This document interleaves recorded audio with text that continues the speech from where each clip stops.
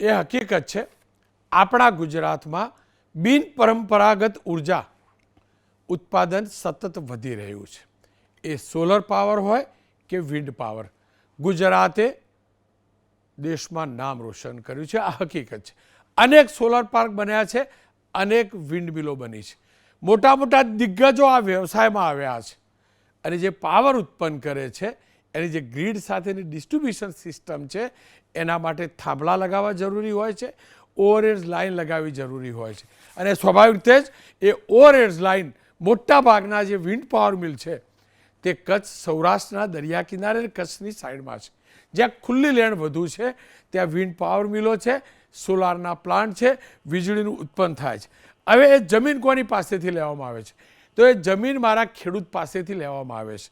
ખેડૂત પાસેથી એ જમીન લેવામાં આવે છે, ખેતરની વચ્ચે થાંભલો લગાવવામાં આવે છે, ખેતરની ઉપર ઓવરહેડ લાઇન જાય છે.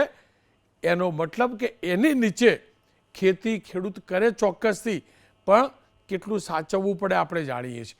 અને એ જગ્યા પરમેનન્ટ લેવાય છે. એટલે કોઈ પણ ખેડૂતે ભવિષ્યના દીકરા માટે એ ખેતર એને કરીને ત્યાં ઉદ્યોગ સ્થાપવો હોય તો એ શક્ય નથી બનતું આજુબાજુની અંદર ખાસી જમીન છોડ્યા સિવાય. અને જ્યારે નાનો ઓછા ગુઠા જમીન હોય અને એની અંદર આવો થાંભલો આવતો હોય તો ખેડૂત પાસે કશું રહેતું નથી. આ સંજોગોમાં સરકારે અથવા કંપનીઓએ ઉદાર મન રાખીને, હું ફરીથી કહું છું, ઉદાર મન રાખીને, કારણ કે વીજળી દેશની સેવા કરવા ઉત્પન્ન નથી કરતા, રૂપિયા કમાવા ઉત્પન્ન કરે છે ઉદ્યોગો. રૂપિયા કમાવા.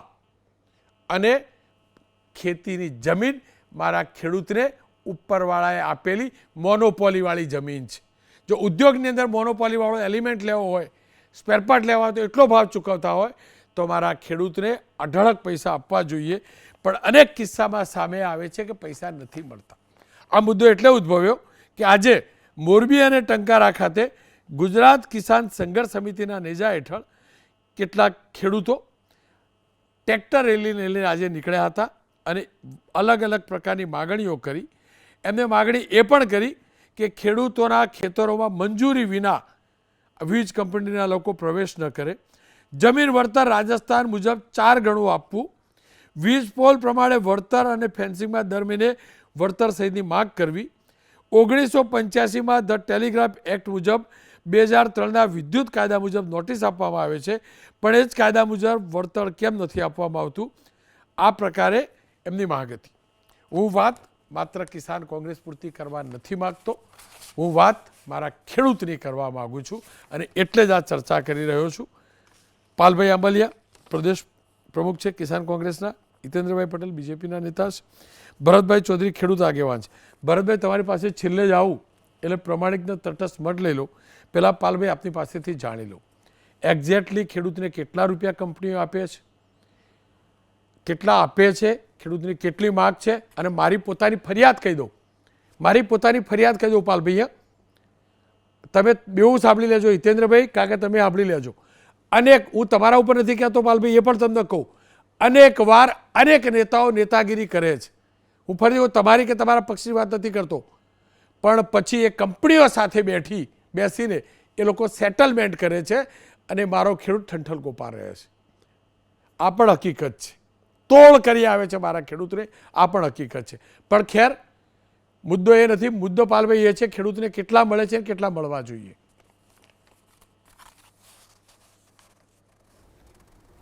રોનકભાઈ, તમે જ્યારે મને જ સવાલ કર્યો છે ત્યારે પહેલાં હું તમને કહી દઉં, અમે છેલ્લા 2 મહિનાથી કચ્છ, જામનગર, સુરેન્દ્રનગર અને મોરબી જિલ્લામાં ગામે ગામ જઈ અને ખેડૂતોને જાગૃત કરવાનો પ્રયત્ન કર્યો છે. નંબર 1.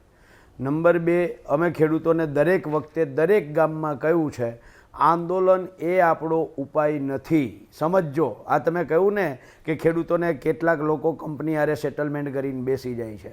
અમે ખેડૂતોને કહ્યું છે કે આ બાબતે 1885ના ટેલિગ્રાફ એક્ટથી ચાલુ કરી અને 2025ની કેન્દ્ર સરકારની SOP સુધી 2 દિવસનો સેમિનાર, અને એમાં હું આજે કહું છું 400 કરતાં વધારે ખેડૂતોએ રજિસ્ટ્રેશન કરાવ્યું છે આ 2 દિવસના સેમિનારમાં. જો આ કરવું હોય, તમે કહ્યું એવું, કે કંપનીઓ સાથે માફ સેટલમેન્ટ કરજો કરીને પાલભાઈ, બેસી પાલભાઈ, જવું હોવાનું, અડધી સેકન્ડ, તો 30 અમે સેકન્ડ, ખેડૂતોને 30 કાયદાના સેકન્ડ, જ્ઞાન 30 સેકન્ડ આપવાની લઈ લો. વાત 30 સેકન્ડ લઈ લો. મને તમારી હિતેન્દ્રભાઈની કે કોઈની આ પ્રકારની ફરિયાદ ક્યારે આવી નથી.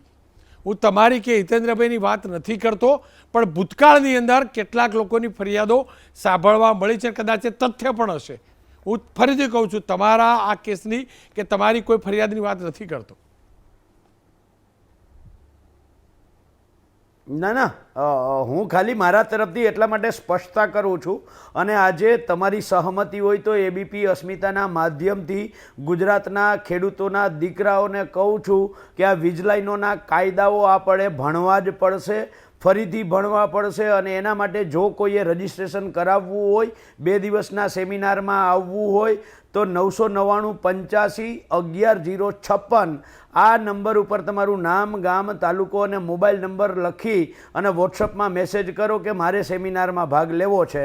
જ્યારે સમય, સ્થળ અને તારીખ નક્કી ત્યારે થશે ત્યારે અમે એમને સામેથી ફોન કરીને બોલાવશું. હવે વાત રહી આજના મુદ્દાની. રોનકભાઈ, ભારતના બંધારણે દરેક નાગરિકને મિલકત ધારણ કરવાનો અધિકાર આપ્યો છે. એ મુજબ મારું ખેતર, ખેડૂતનું ખેતર એ મિલકત છે.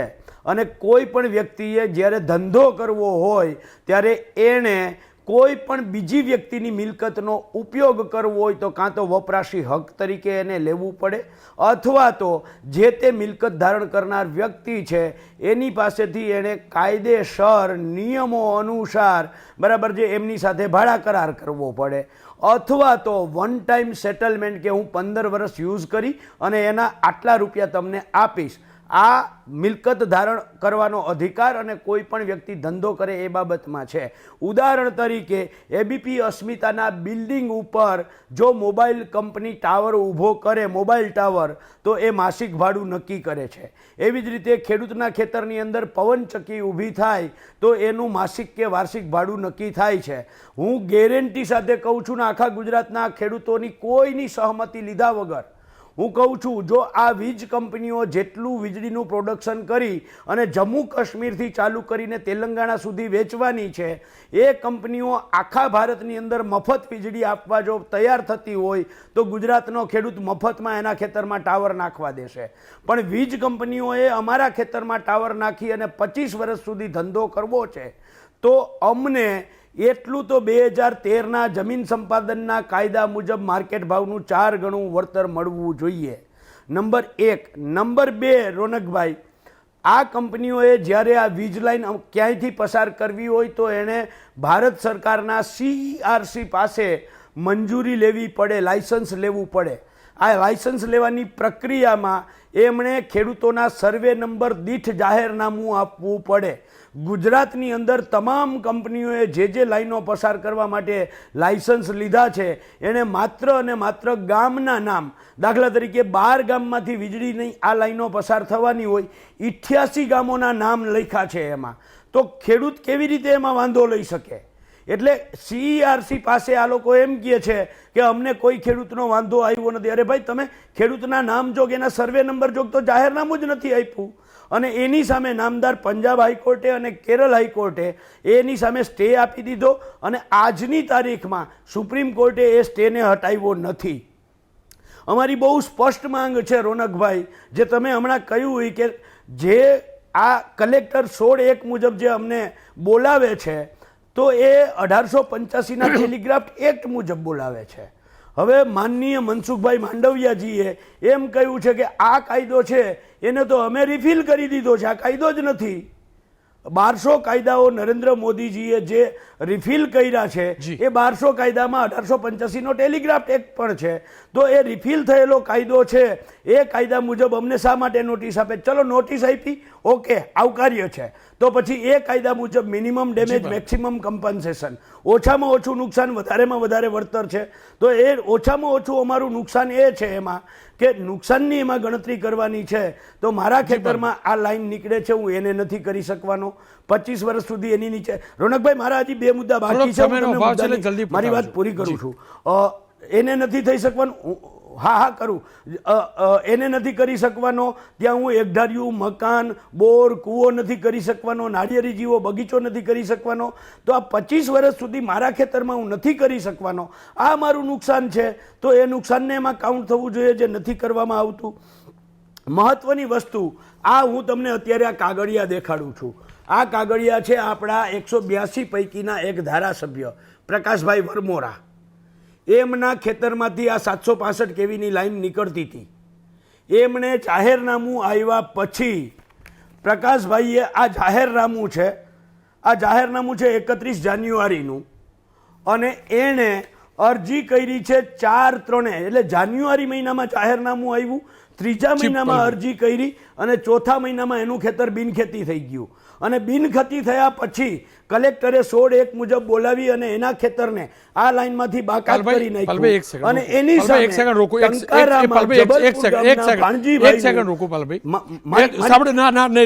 તમે કહો છો તે મુદ્દે એમની પ્રતિક્રિયા લઈ બંનેની બાઇટ સાથે હું ચલાવીશ. મને કોઈ લેવા દે પ્રકાશભાઈ નહીં, ઉપરથી કોઈ ભાઈ આવતા હોય તો, પણ સમયનો અભાવ છે. હું જનરલાઇઝ કરવા માંગુ છું, એટલે મુદ્દાને નથી લેતો. હું ફરીથી કહું છું, મારે સમય આગળ વધવું પડશે. ભાઈ હિતેન્દ્રભાઈ, જો વાલા દવલાની નીતિ જો ચાલતી હોય તો ખોટી કહેવાય. હું ફરીથી કહું બલભાઈ, હું એ સ્ટોરી ચલાવીશ, બાપના બોલથી ચલાવીશ. પ્રકાશભાઈ વરમોરાનો જવાબ લઈશ, તમે ડોક્યુમેન્ટ મને મોકલજો. હિતેન્દ્રભાઈ, સવાલ મારો એટલો જ છે, ઉદ્યોગો માટે મારો ખેડૂત કેમ હેરાન થાય? વીજળી બીજો કોઈ ઉત્પન્ન કરે, રાજ્ય બીજામાં જાય, મારા ખેડૂતને કેમ? હું ફરીથી કહું છું, આ પાલભાઈ તો 4 ગણા નહીં, મારો ખેડૂત ઈચ્છે ભાવ કેમ ના મળે? રોનકભાઈ, આમ તો કાયમ તમે એવું કહેતા હોવ છો કે હું ખેડૂતનો દીકરો છું પણ બહુ અનુભવ નથી, પણ આજની તમારી જે ઓપનિંગ કમેન્ટ્સ હતી એમાં તમે માનવીય સંવેદનાથી બંને વાતો ખૂબ સારી કરી કે ભાઈ ખેડૂતના દીકરાને કોઈ પણ જાતની તકલીફ ન પડવી જોઈએ, એના ઉપર કોઈ જાતની જોહુકમી ન ચાલવી જોઈએ, મનમાની ન ચાલવી જોઈએ. કંપનીઓ પોતાના હાથમાં કોઈ પણ પ્રકારનું કોઈ ખેડૂતો ઉપર જબરજસ્તી ના કરે એ જરૂરી છે. સાથે સાથે તમે બહુ સારી વાત એ પણ કરી કે વીજળીના ક્ષેત્રમાં ગુજરાત સરકારે અભૂતપૂર્વ કામ કર્યું છે, અને આજે ગુજરાતમાં એકમાત્ર એવું રાજ્ય છે જે 24 કલાક વીજળી આપે છે, જે દિવસે વીજળી આપે છે, અને જરૂરી પૂરતી પૂરા વીજળી લોડથી વીજળી આપે છે. આપને હૃદયપૂર્વક અભિનંદન પાઠવું છું. અને બંને માન્ય પાલભાઈ અને આપે જે ચિંતા વ્યક્ત કરી છે એ ચિંતામાં મારો સૂર પુરાવું છું. સાથે સાથે તમારી એક વાત હતી કે ભાઈ સંપૂર્ણ શુદ્ધ બુદ્ધિથી જે ખેડૂતો માટે આ જો વાત કરતા હોય તો એને સાથે અમારું પણ સંપૂર્ણ સમર્થન છે. અને કોઈ પણ ખેડૂતને કોઈ પણ કંપની અથવા કોઈ પણ અધિકારી કોઈ પણ જાતની પ્રોસિજર ફોલો કર્યા સિવાય અથવા ધાક ધમકીથી આ પ્રકારની પ્રવૃત્તિ કરે તો ભારતીય જનતા પાર્ટીની ગુજરાતની સરકાર એની સાથે નથી. અહીંયા પાલભાઈએ ખૂબ ડિટેલમાં તમારે રોકવા પડે એ હદે એની પ્રોસિજર સમજાવી, એની સાથે સંમત છું. મારે માત્ર એટલું જ કહેવું છે કે ગુજરાતમાં આજે 21 લાખ વીજળીના કનેક્શન છે. તમારી સરકાર વખતે 4 લાખ કનેક્શન માત્ર થાબલાના ખેડૂતના પૈસા ઉપર જૂની બુદ્ધિ વાર્તા ભૂલી જાઓ. મારે તો હાલની જ વાર્તા પ્રાઇવેટ બધી ભૂલી જજો, મહેરબાની કરી. તમને રોકું એ બીજા મુદ્દા ઉપર એમને રોક્યા, તમને રોકું. રોનકભાઈ, મારો તો ભાવની જ વાત, અત્યારની જ વાત ભૂલી જાઓ. મફત લઈ જતા હતા, લૂંટી ગયા, ભૂલી જાઓ. આપણે લૂંટવાના. પણ મારી વાત તમે સાંભળો તો હું એ જ વાત કરું છું કે 4 લાખ વીજળીના કનેક્શન હતા ત્યારે પણ વીજળીના પોલ નાખવા પડ્યા હતા.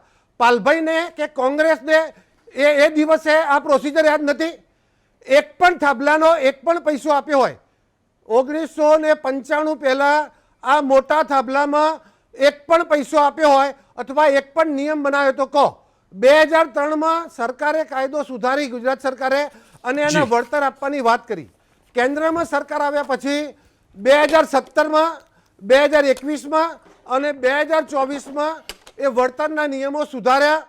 અને હાલ પણ કિસાન સંઘે જ્યારે આંદોલન કર્યું ત્યારે ટેબલ ઉપર ભારતીય જનતા પાર્ટીની સરકારના ઉદ્યોગ મંત્રી, કૃષિ મંત્રી અને ઉર્જા મંત્રીશ્રીએ જે ચર્ચા કરી હતી એમાં આ દેર છે એમાં પણ સુધારો કરવાનો, એના માર્કેટ રેટ નક્કી કરવા માટે કમિટી બનાવવાની અને ખેડૂતોને મહત્તમ વળતર, વ્યાજબી વળતર અને સમયસર મળે એ માટે આપણે કાર્યવાહી કરી રહ્યા છીએ. એટલે માત્ર ને માત્ર જો શુદ્ધ બુદ્ધિ, ધારો કે અગાઉ અલ્ટ્રાટેક સિમેન્ટ કંપનીના આંદોલનમાં તમે કીધું હતું એ પ્રમાણેની શંકા થઈ હતી. અગાઉ હવે સમયનો આપણા અભાવ છે. જેતપુરના સાડી ઉદ્યોગમાં પણ એવા સેટલમેન્ટ થયા હતા. એટલે અહીંયા સેટલમેન્ટ ન થાય, ખેડૂતોને ગેરમાર્ગે દોરવામાં ન આવે જી. અને શુદ્ધ બુદ્ધિથી ખેડૂતોની તરફેણમાં ભારતીય જનતા જી, જી. પાર્ટીના કાર્યકર્તાઓ પણ કામ કરશે. હિતેનભાઈ, અને સમયનો કોઈ અભાવ પણ છે. ખેડૂતના ખેતરમાંથી પ્રોસિજર પૂરી કર્યા સિવાય અને વ્યાજબી વળતર આપ્યા સિવાય કોઈ પણ લાઈન જી, નહીં થાય જી. નહીં એવી ખાતરી આપું છું. વ્યાજબી નહીં, મન માગ્યું. વ્યાજબી શેના માટે ભાઈ? શેના માટે મન માગ્યું? પહેલાં વ્યાજબી કાઢી જ નાખો ભાઈ, વ્યાજબી કાઢી જ નાખો. પેલો વીજળી ઉત્પન્ન કરે છે ને તો મારો ખેડૂત એક કણમાંથી મણ કરે છે સાહેબ.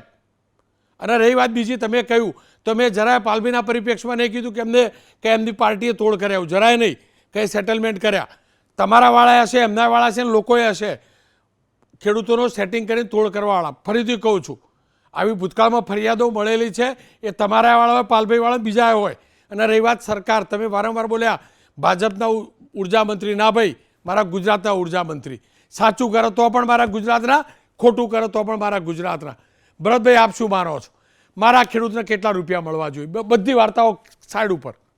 અને બીજું, બધા નીકળી પડે ઘણી આજની વાત નહીં કરતો, જનરલ ખેડૂતોના નેતા થઈને નીકળી પછી સેટલમેન્ટ કર્યા કે નહીં કંપની જોડે બેસી જાય કે નહીં બેસતા?